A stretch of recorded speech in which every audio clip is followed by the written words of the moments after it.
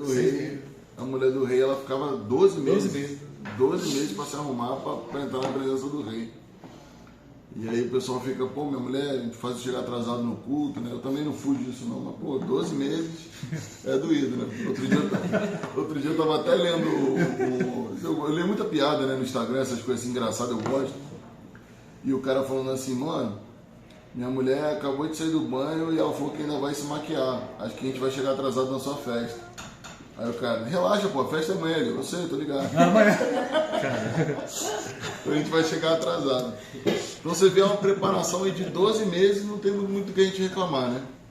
E dessa maneira, pois vinha a moça ao rei, dava-se-lhe tudo quanto ela desejava para levar consigo da casa das mulheres à casa do rei. Então a mulher, ela podia entrar na casa, fazer essa preparação de 12 meses, isso tudo, né? O rei, na verdade, estava escolhendo a substituta de Vasti, que ela tinha sido... ele tinha tirado o trono dela por causa daquela situação que eles já tinham vivido. E... agora eu vou começar a gaguejar. Sentiu pressão, Então, as mulheres, elas se preparavam por 12 meses e elas podiam, tipo assim, elas tinham à disposição um closet dos sonhos, né? Pensa naquele closet dos sonhos das mulheres, elas podiam se adornar da maneira que elas quisessem, podiam botar o brinco que elas quisessem, o colar que elas quisessem, passar o perfume que elas quisessem, sapato, roupa, o que elas quisessem. Então, ela davam tudo o que ela quisesse. E à tarde entrava e pela manhã tornava a segunda casa das mulheres sob o cuidado de Sagaz, camareiro do rei, guarda das concubinas, e não tornava mais ao rei, salvo se o rei a desejasse e fosse chamada pelo nome. Então imagina aí que a mulher preparava 12 meses, se adornava do jeito que ela queria, que ela achava mais bonito, chegava na presença do rei à tarde, de manhã ela voltava à casa das mulheres e às vezes nunca mais seria chamada pelo rei. Então, pô, é aquele date, né, que nenhuma mulher quer, né? O cara nem liga mais, nem chama pelo nome. E chegando a vez de Esther, e aí que eu chamo a atenção, que é filha de Abiail, tio de Mardoqueu, que a tomara por filha, né? Para ir ao rei, coisa nenhuma pediu, senão o que disse Hegai, camareiro do rei, guarda das mulheres. E alcançava Esther graça aos olhos de todos quantos haviam. Pare e pense, Esther podia ter se arrumado, se adornado da maneira que ela quisesse, mas ela chegou para Hegai, que era o cara que já trabalhava para o rei, e falava assim, ó, eu quero vestir a roupa que o rei gosta. Eu quero vestir os adornos que o rei gosta. Então ela não pediu nada, mas ela quis se vestir da maneira que agradasse ao rei. E assim foi levada Esther ao rei Assuero, a sua casa real, no 10º mês, que é o mês de Tebete, no 7º ano do seu reinado. E o rei amou Esther mais que todas as mulheres, e alcançou perante ele graça e benevolência mais do que a todas as virgens, e pôs a coroa real na sua cabeça, e a fez rainha em lugar de Vasti. E aí que eu chamo a atenção para essa meditação que eu estava tendo, que eu comentei aqui no início, Coronel, até, daquele dia que o senhor comentou que chegou para orar e falou assim, não, Deus, eu quero agora ouvir, não quero simplesmente chegar aqui e falar, quero ouvir o que você tem para dizer. E eu estava meditando exatamente nisso, parei nesse texto e fiz um paralelo com relação a isso, porque muitas vezes a gente está indo à presença do rei da forma que a gente acha melhor. E não estamos consultando o rei o que ele quer, ou que forma que ele vai ser agradado. Então, a gente vai vivendo, né, rotina de igreja, a gente vai vivendo rotina de cristão, e a gente acha que já tem uma fórmula, né, uma fórmula que vai enlatar como eu vou chegar à presença do rei. Não, eu tenho que adorar, eu tenho que ler a Bíblia, tal e tal versículo, eu tenho... Mas o que Esther fez? Ela consultou qual era a vontade do rei. E isso foi o que agradou ao rei. Então, o que falta muitas vezes para a gente, ou o que pode estar faltando para a gente, o que a gente tem que reavaliar, é o que tem sido, o que nós temos feito e de que maneira nós temos feito.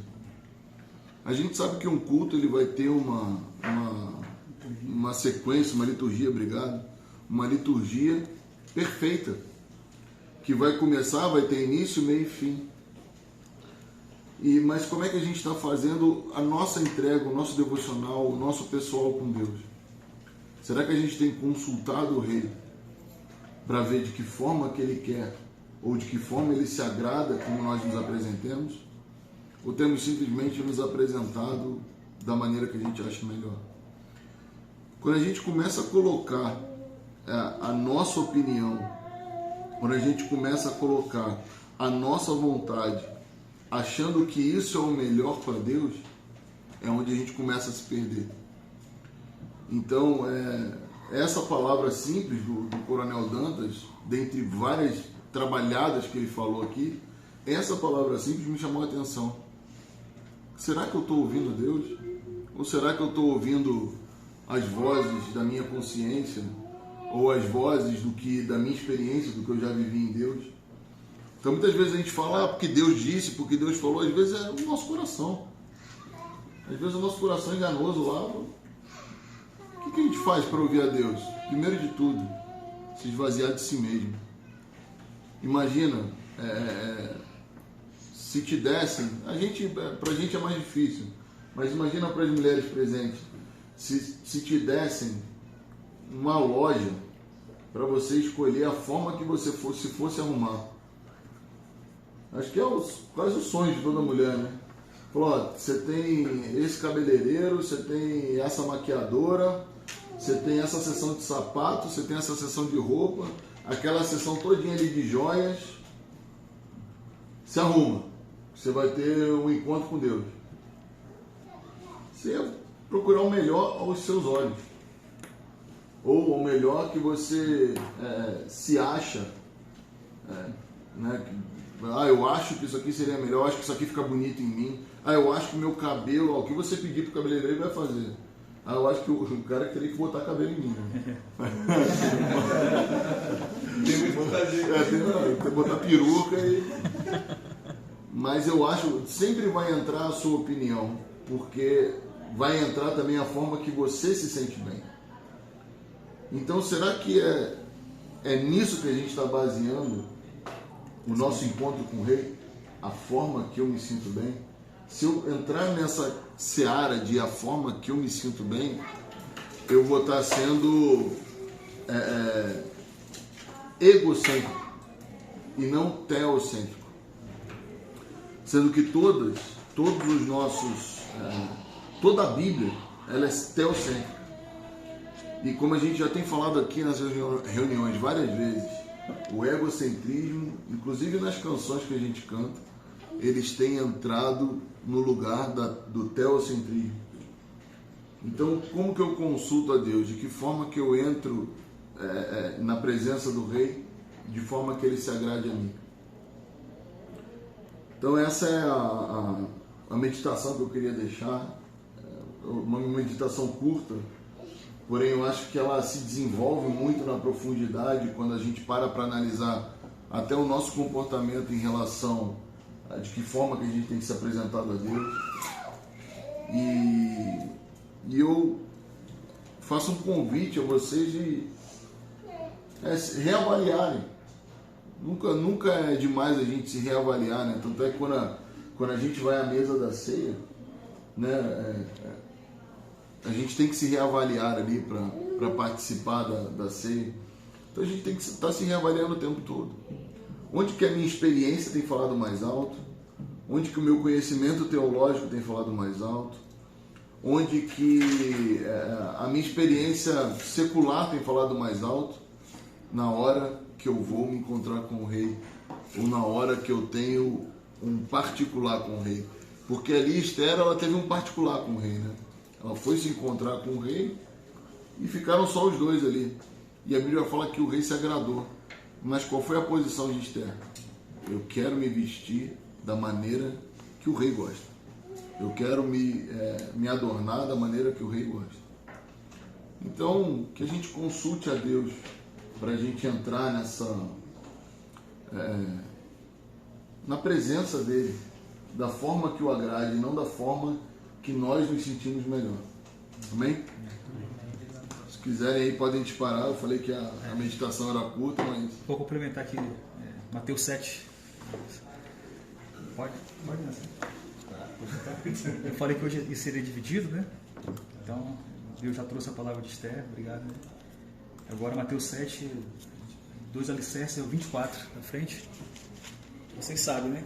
Esse aqui é o contexto do Sermão do Monte, pessoal. Né? Eles falando aqui sobre 2 alicerces, né? Voz de trovão, continua ali, por favor, no 24, até o... Todo aquele, pois, que escuta estas minhas palavras e as pratica, assemelhá-lo-ei ao homem prudente que edificou a casa sobre a rocha. E desceu a chuva, e correram os rios, e assopraram os ventos, e combateram aquela casa, e não caiu, porque estava edificada sobre a rocha. E aquele que ouve estas minhas palavras e não as cumpre, compará-lo-ei ao homem insensato, que edificou sua casa sobre a areia. E desceu a chuva, e correram os rios, e assopraram os ventos, e combateram contra aquela casa, e caiu, e foi grande a sua queda. Tá show. Pessoal, aqui Jesus disse, né, quem escuta, não só escuta, mas pratica, né, o que ele ensina, ou ensinava na época, né, ou era prudente, ou era insano, ou imprudente, ou nécio, né? Alguns aspectos aqui, pessoal, né? Ele não diz aqui se vier a chuva, né? Vai vir a chuva, vai vir a dificuldade, né? Então, não é uma possibilidade, é uma certeza, né? A pergunta é quando, né? Vou perder um parente, perder alguém querido, passar por uma doença, né? Passar por uma dificuldade. Então, né? Ele falou, né? Nós teríamos aflições nesse mundo, né? O que vai diferenciar é o que nos sustenta nessas situações, né? Se você escuta a palavra dele, né, e pratica, você vai ter uma base firme para aguentar, né, os baques da vida. Né? Se você escuta e não pratica, né, vai ser aqui, o homem que colocou sobre a areia. Né? A areia que afunda, né, pessoal, não tem sustento. Né? E eu queria também complementar, né, para passar a bola para o próximo, né, que a gente pode buscar aqui e às vezes fazer de outro jeito. A gente pode escutar vozes não de Cristo, né? A gente pode buscar Instagram, Twitter, YouTube. No nosso tempo da academia eram os livros, vocês estão lembram, né? Código da Bíblia, tinha os movimentos que a gente passava lá, a gente passava o livro de um para o outro. Então a gente escutava a voz de Jesus indiretamente, né? E eu chamo apesar de serem boas teologias muitas vezes, mas não é a voz pura de Cristo, né? Então eu chamo você escutar essas vozes, né? Podem ser, Dantas pregando, Rodrigo, são excelentes teologias, mas ainda tem um pouquinho do homem lá, não é a essência pura de Cristo. Então, se a gente escuta só o Dantas, né, só o Rodrigo, né, a gente falando aqui, né, o cara da internet, a gente vai construir a nossa casa sobre pedregulhos, fragmentos da rocha, tá? E quando vier, né, a porrada da vida, a gente não vai sustentar as dificuldades, tá? Jesus, né, a gente falou, né, versículo, a passagem do Jesus como carpinteiro. Conversei com o Wagner na turma do dança, ele falou assim, poxa, mas no The Chosen mostra Jesus mais como um artesão, né? Realmente madeira era difícil naquele tempo, né? Então mas tinha madeira também. Então todo artesão, né, todo artista tem uma marca, né, deixa assinatura, né? E a marca de Cristo para a gente é o Espírito Santo. Essa é a marca que a gente tem que ter, que vai nos levar e vai dizer de quem é dele ou não naquele dia. Tá bom, pessoal? Então, a gente pode construir nossa casa sobre a rocha, né, e construir uma janelinha, né, de banheiro pequenininha, né, com as boas teologias, né, dos livros, da internet, dos pregadores, né, tá? Mas assim, pessoal, o fundamento tem que ser a palavra de Jesus, né? Então você pode ler várias coisas, mas o maior tempo tem que ser com a Bíblia. que é a palavra viva e a essência do Cristo aqui. Né? Aí, 99% da Bíblia, 1%, né? Escuto o Dantas, escuto o Rodrigo, escuto o Acelino, escuto o Pierre, escuto as senhoras também, quando as senhoras falarem aqui. Tá? Mas vai ser uma janelinha na minha construção. A base é Cristo, né? Aquela janelinha de banheiro vai ser as boas teologias. Por que uma janelinha? É porque a gente vê só um pedacinho da imagem toda, né? A gente vê um pedacinho. E Cristo, com o Cristo a gente consegue ver todo o cenário. Verdade. Tá bom, pessoal? Então, possamos construir, né, as nossas casas, que são nossas vidas, né? Com fundamento em Cristo, na palavra dele. E a janelinha do banheiro, né? É a teologia do Marx, é a teologia do Dantas, do Rodrigo, né? A do Fontes Cristã, né? Do Elverson, é esse, né? O Elverson. O Elverson, tá? Essa janelinha pode ser a nossa boa teologia, mas a base tem que ser Cristo. Tá bom, pessoal? Isso que Deus falou comigo sobre esses dois fundamentos. Tá bom? Deus abençoe. Agora vamos pro próximo aí. Continua aí, Celina, né? Todos que alguém traz a reflexão, Deus vai trazendo memória, né? Outras coisas, né?